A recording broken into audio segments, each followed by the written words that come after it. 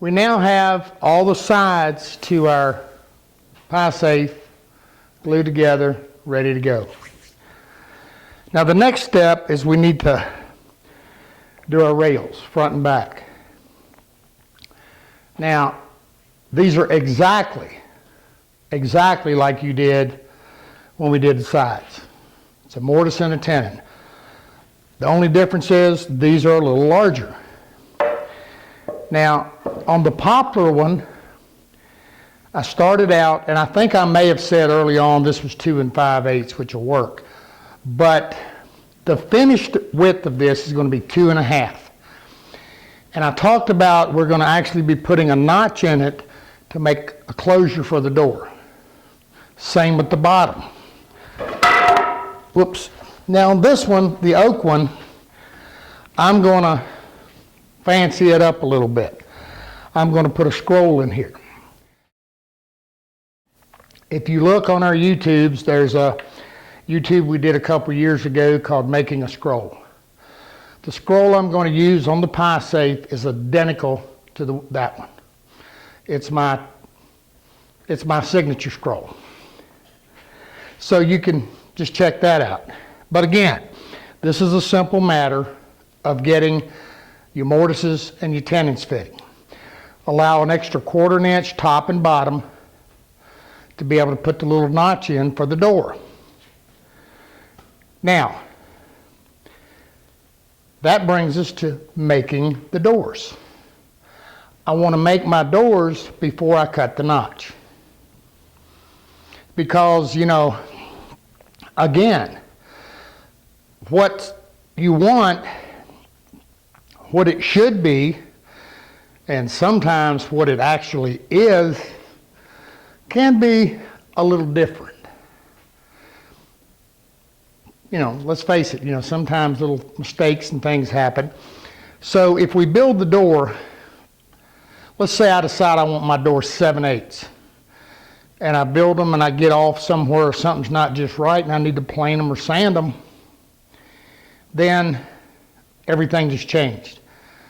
Now the other thing you can do is you could actually cut this at 2 1/2, come in behind here and tack a little strip or glue a little strip to make a closure. Works great. There's nothing wrong with that. This is just there and it's easier to do for me. I also said that you could actually use a piece of 4/4 material in here instead of the heavier stock. You can. I've got the heavy stock. I like it. I'm going to use it. But now let's go to the doors.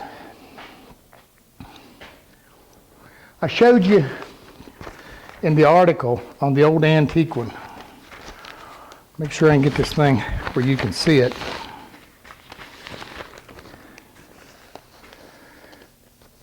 Can we see this right here? Can we get this? It's going to be hard. This door is kicked out at the bottom. What that means is that this stile in here has actually bowed this way. And it's causing the bottom of the door to stick out. Again, long lean doors are the worst for that. Come to think of it, most any door is. A lot of times, the rails or the stiles on the sides, they'll move. One of the premises in the beginning of this, we talked about this rift sawn and quarter sawn. And we talked about how a rift sawn, how the grain in it runs on an angle. A quarter sawn, it would be running perfectly vertical, or almost perfectly vertical. And we talked about in the oak pie safe, we have rift sawn lumber to do the doors out of.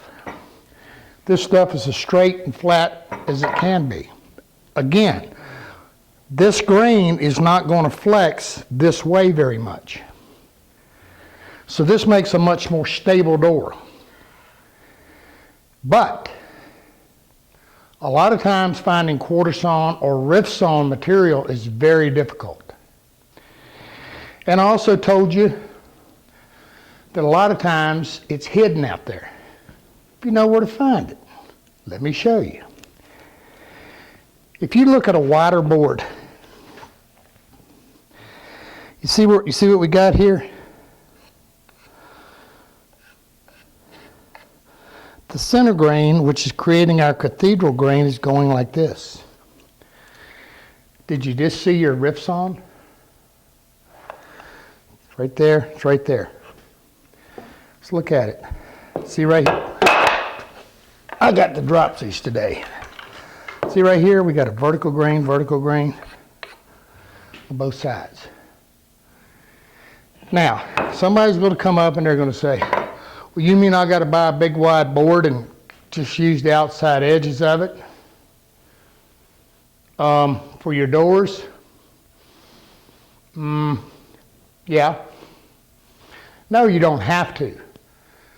Now, for the rails in a short door, the rails being the pieces going across the door, that cathedral grain wouldn't be so bad. But again, you get a long door, you get a pretty wide door, and the cathedral grain's what's going to do the most moving. It's that simple. Let's look at this little piece of pine here. Now, no, you don't have to buy stuff quite like this. But again, if you look right here, on the outsides of these these wider boards, you're going to see it.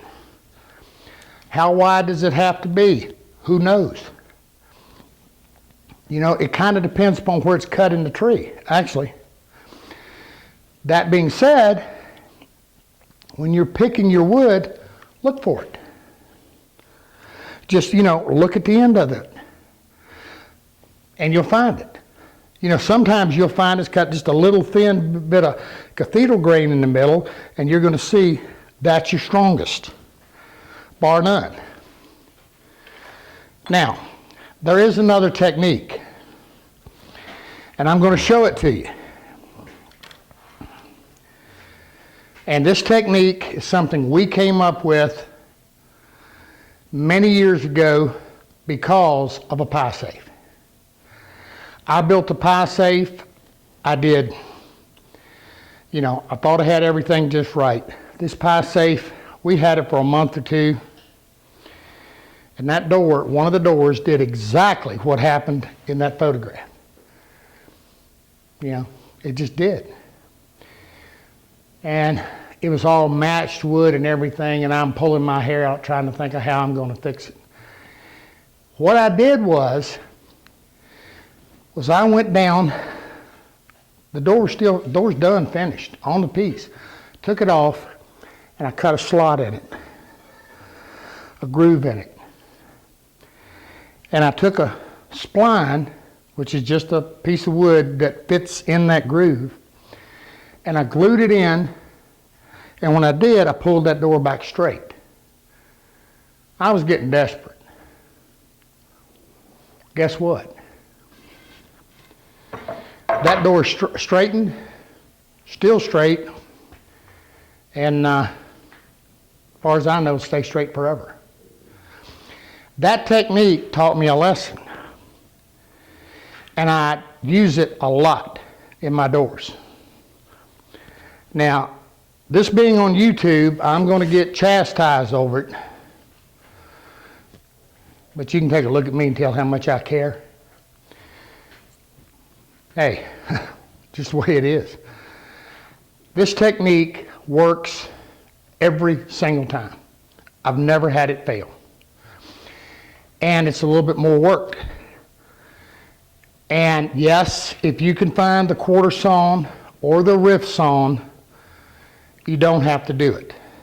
But that's not always possible. Now, if you look at this poplar, which is actually going to be the doors for the poplar one and the maple and cherry one, the painted one.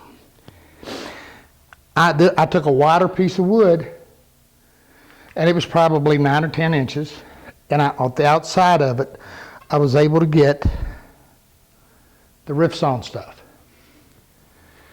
And they're straight. Now, in our Mastering Woodworking show, we're doing this slant front desk. And these are the raised panel doors that we built for it. These are two book matched cherry raised panel doors. Now these doors mount to a case that has no face frame, meaning that the side of the case is going to be coming in right here. So these doors are just about hanging out there with no support, very little. And I wanted to make sure these doors were straight and stayed straight forever. So what I did, and if you take a look at the end of this,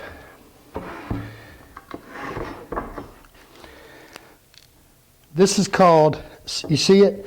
See, I had, you know, a riff going on here, but I wanted to be sure.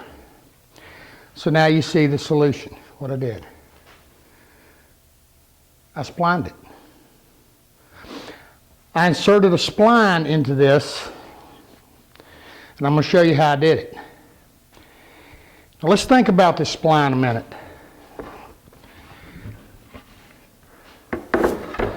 And I want you to notice something else too. These doors are just as flat, straight, level, be there forever. Now the other thing we did on this, which we're not going to get into, is what's called a jack miter. And a jack miter has to do with the fact that there's a really nice deep tenon going back in here. That also prevents any flex. This is a little miter joint, but that's another story for another day. The other thing that helps is having a nice deep tenon. When that tenon comes in here nice and deep, again, it prevents this part from being able to flex. So that's what we're going to be doing here. But before I do, just to be sure, I'm going to spline them. Yeah, you're right. It's a lot of work, aggravation, glue, got to use more wood. You're right, got to do all of that. And somebody's going to say, well, if you use the right wood and you do everything just right, they're not going to move. Okay. I'm with you. I've never known that to really prove out to be true, but if it's working for you, good. I'm just saying, I've been doing this for 35 odd years. And most of the time, 99% of the time, I never had an issue by not splining them. But I've never had an issue when I did spline them. Does that make sense? You get what I'm telling you? So it's up to you. But if you decide you want to, I'm going to show you how I do it. Okay, just so I don't mislead you in any way, I got to looking here real good, and I've got really nice riffs on my poplar, because I took it off that, you can see it right here. And they've been processed for a while, and they're holding nice and true, so I'm not going to spline them. But if I wasn't pretty sure of that, then I would. Okay, and particularly if I had some cathedral grain or something going on, and you can see the end of this scrap where I'm kind of starting to get the circle, I'd spline it. First, all you're going to do is make a groove in it. Now let's think about that a minute. So in this pie safe, our reveal in the side right here is 5/16. So I don't want this spline to show anywhere. So all I'm going to do is I'm just going to come in 3/8 of an inch, and I'm going to make a cut. That way, when I groove it and everything, I'm actually going to put this I'm going to come in just a little bit more now that I think about it, because that'll hide it when I do my little pin groove. And besides, it's not a big, the only place, as you see in the door, the cherry doors here, the only place it's even remotely, it's evident at all is on the end, because it's hidden in the slot that the raised panel sets in. See? So the only place I want to caution you on this is when you're doing this is don't try to do it in one shot. Now, we've got a splitter, or a riving knife rather, that actually sets just slightly below our blade. Because if this wood tries to close on you, it can pinch on the blade. To use something like a feather board to help you stay nice and tight to the fence is a good thing. The only thing is you don't want to be out here. You don't want to push against the blade. You want to just stay snug to the blade. Make sense? It's a guide. So all I'm going to do is I'm going to set this, and I'm going to set my feather board just against it. Not super tight. I don't want to try to push it closed. And it's also going to prevent any kickback. All right. And just ease up through it. Now, in this case, where these the styles rather are going to be 2.5, I would go up to about 2.25. Now we don't want it to show on the outside. We don't want to cut it half in two. We just want to cut that groove.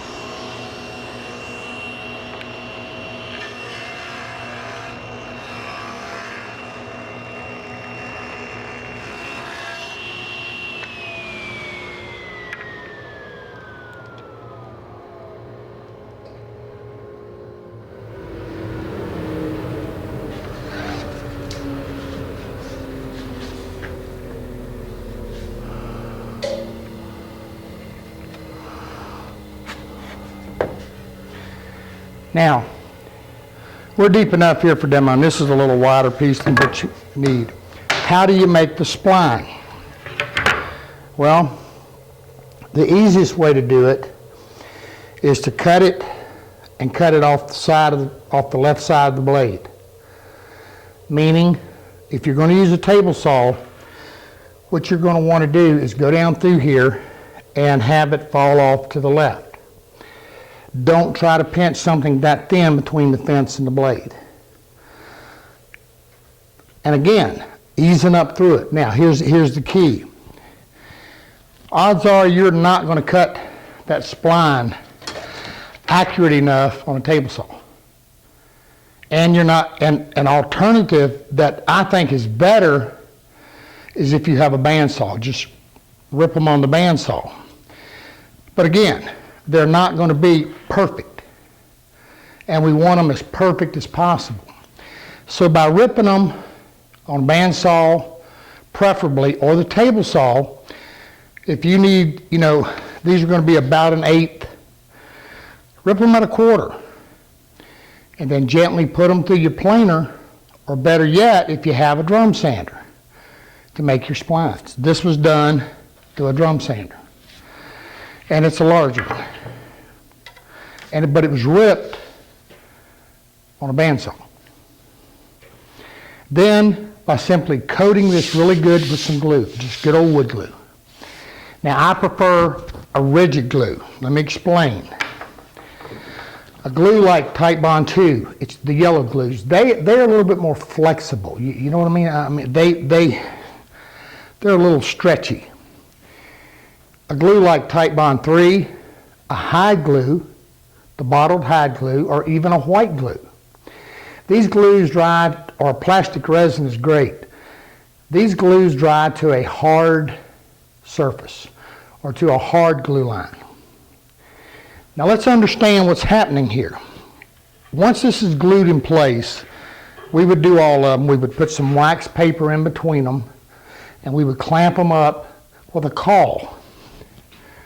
C-A-U-L, caul. And we're going to put a nice straight caul in here, and we're going to clamp everything. Again, wax paper in between. You don't have to use the wax paper. But if you don't, you're probably going to wish you did. Trust me. You get the least little bit of glue out here. Now, the other thing is, you want to do this, you want to keep the stiles wider than what they need to be, and you want to keep them thicker than what they're going to be. Because you want room to process everything back and make sure it's perfectly straight after the glue's dried. Now what does this actually do? Well, as you're cutting this, number one, any stress that's inside this piece of wood, like this one where we had a knot and we see the little crazy stuff here, there's a stress in there. And that's why you want to ease up through this and not just get on here and go for a big rip, because when you do, again, it can pinch on you. And so first thing you've done is you've relieved the internal stress within this piece of wood. You've removed it. The second thing is when you glue this spline in, for this piece, and you clamp it straight and you get it straight, what's going to happen? See, this is a little too thick. We'd have to plane a little more. Go easy. Is once it's glued in there, for this piece then to bow, it has to move the glue line. Does that make sense to you? The glue line has to flex with it. That's the reason we want a more rigid glue. It's basically like a piece of plywood, except the grain, of course, the grains are not cross-laminated. That glue line and that laminate creates a super strong joint. It creates a super strong laminated beam, if you will, that it's going to be very, very difficult for it to move. Now, again, a lot of you've seen out here where they do laminate bending, where we take pieces of wood, thinner pieces of wood, and we coat them with glue and bend them around a form, and it dries and it creates the form. Well, this is the exact same thing. The only difference is we're doing it straight. We're doing a laminate straight instead of a laminate bend. Again, I realize it may seem like it takes an awful lot of work and is a step that most don't want to go through, but if you want to be sure, that's the way to do it. Or make sure you've got the nice quarter sawn or lift sawn wood. Okay, it's time now to set up and let's make some doors. All right, here's what we've done. We've got our stiles cut to width, which is 2.5. Now the rails, exactly as we did here on the sides, they're cut a little wider, just in case when we cut them the tenons, we get any chip out, we're able to trim it out. Again, this is nothing different than what you did right here, with noted exception that you're not using a post. So what we want to do is we want to make sure that we get our mortise as close to the center as we can, and we'll look at that just in a second. The story on this, and remember, we talked about making that story. That's the way we tell your story. Here's the story. We have a 3-inch bottom. We have 9-inch space for the 10, a 2.5 inch, 9 inches again, another 2.5, 9 and 2.5. If you remember, when we did the bottom, this piece right here, the upper piece and as well as the side, the 2.5 for the door top is what's going to bring this width of this piece around. Keep that line going. Then this is going to be the same and right on down. Now what I've done, I'm backing off each one the 1/2 inch because we're going to be cutting the notch for the 10. I've got them all laid out. Now let's go to the mortiser and see what we're going to do. Okay, we want these mortises to be centered. A couple things we can do. We can run it like we did our post on the inside, where we run one side, turn around, run the other. But I'm using a 5/16 chisel. So all I did was take a scrap. Always make yourself a little extra piece of wood just for setup. I'm simply going to run it. I got as close to my center as I could. And I did that by just simply drawing a center line, then matching the point on the drill bit to it. Then I'm going to come back and go the other way and just make sure until I've got it centered. No more difficult than that. Because this 5/16 mortise is going to work out really well. It's going to give us plenty, that's good.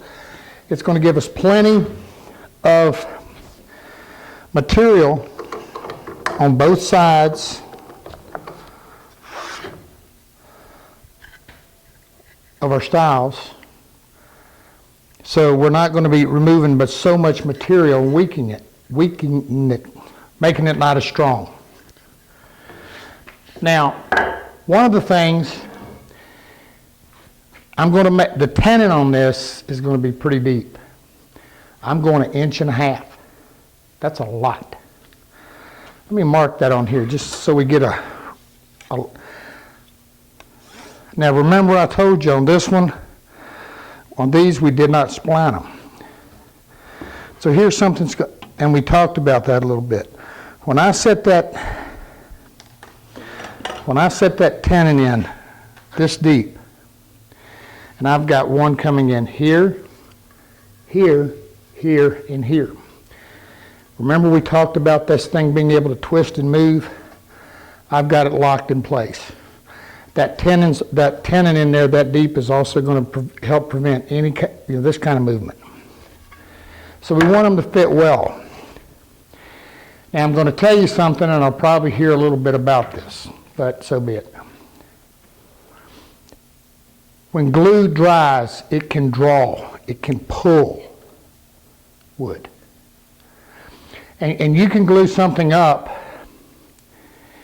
and it'll be completely flat, level, and everything else, but you leave it in a twist or whatever, and that glue dries, it can pull itself.